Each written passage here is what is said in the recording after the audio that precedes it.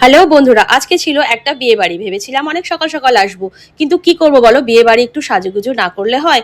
সাজতে সাজতে সেই লেটই হয়ে গেল। তো কেমন লাগছে অবশ্যই আমাকে কমেন্টে জানিও। আর আমরা এইভাবে এন্ট্রি করলাম, আর তারপরে গেলাম বর আর কনের কাছে, যেখানে একটা ফ্যামিলি পিক না তুললেই নয়, না হলে বিয়ে বাড়িটা পুরো ফিকে ফিকেই লাগে।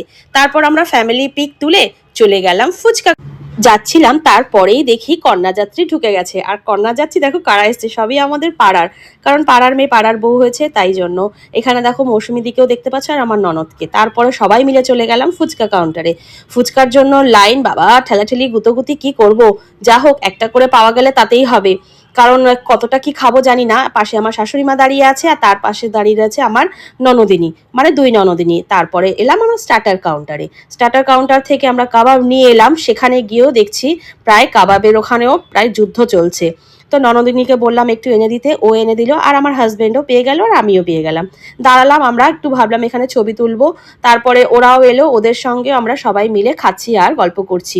ভাবছি একটু খাবো না ছবি তুলবো বুঝতে পারছি না। হাজবেন্ডকে একটা কফি এনে দিলাম, কারণ কফির জন্য ওয়েট করছিল। তারপরে চলে গেলাম আমরা মেন কোর্সের দিকে। আর মেন কোর্সের দিকে কি কি রয়েছে চলো দেখা যাক।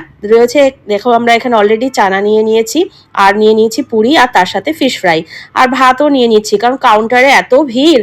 ভাবছি যে নিয়ে যাব না, একেবারেই আমরা প্লেটটা সাজিয়ে নিয়ে চলে যাই, তাহলে বারবার এসে আমাদের এই গুতোগুতিটা করতে হবে না। তার সাথে রয়েছে জিরা রাইস আর ডাল, আর সঙ্গে দিচ্ছে ভাজা আলু চিপস। ক্যামেরাটা ধরবো না প্লেট ধরবো, আবার সাজুগুজু করেছি, শাড়ি পরেছি, নিজেকে কিভাবে কন্ট্রোল করব বুঝতে পারছি না। তাই ক্যামেরাটা বন্ধু একটু এদিক ওদিক হয়ে যাচ্ছে, তোমরা একটু মানিয়ে গুছিয়ে নিও।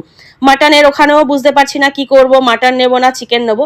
তারপর ভাবলাম মাটনই নিই, কারণ বিয়ে বাড়িতে মাটন খাবো না তা কি কখনো হয়? ফিশ ফ্রাই আর প্লেট পুরো খাবার দিয়ে দেখো আমার প্লেটটা ভর্তি। কোথায় যে কি রাখবো জানি না, উদর পিন্ডি ভুদর ঘাড়ে চেপে গেছে। দেখো এখানে রয়েছে পুরি, আর ওপাশে রয়েছে চানা, তারপরে রয়েছে ফিশ ফ্রাই আর ডাল। তারপরে দিলাম ফিশ ফ্রাই একটা কামড়। আর দেখো কর্তা মশাইকে বললাম তুমিও একটু ক্যামেরার সামনে একটু খাও, দেখো তোমাকেও একটু তুলি আমাকেও তুলি, না হলে বলবে তোমাকে আবার চান্সই দিইনি। চলো এবার আমরা ঝটপট খাওয়াটা শেষ করি। আবার প্লেট এত ভর্তি দেখে বুঝতে পারছি না যে প্লেটটা কি আদৌ আমরা শেষ করতে পারবো, নাকি এইভাবেই আমাদের আধা খেয়ে খেয়ে রেখে দিতে হবে। কারণ স্টার্টার খেয়ে নিয়েছি, কফি খেয়ে নিয়েছি, লেট করে আসার ফলে ফুচকা দিয়ে পেটটা পুরো জ্যাম করে ফেলেছি। তারপরে বললাম ঠিক আছে, নিয়ে যখন এসেছি চলো যতটা পারি ততটা খাই, তারপরে না হয় আমরা একটু আইসক্রিমের দিকে চলে যাব। এদিকে একবার খাচ্ছি রাইস দিয়ে মাটন, একবার খাচ্ছি পুরি, একবার খাচ্ছি ফিশ ফ্রাই। উফ কি যে করবো আমি, আমার সব তালগোল পাকিয়ে যাচ্ছে প্লেটের দিকে তাকিয়ে।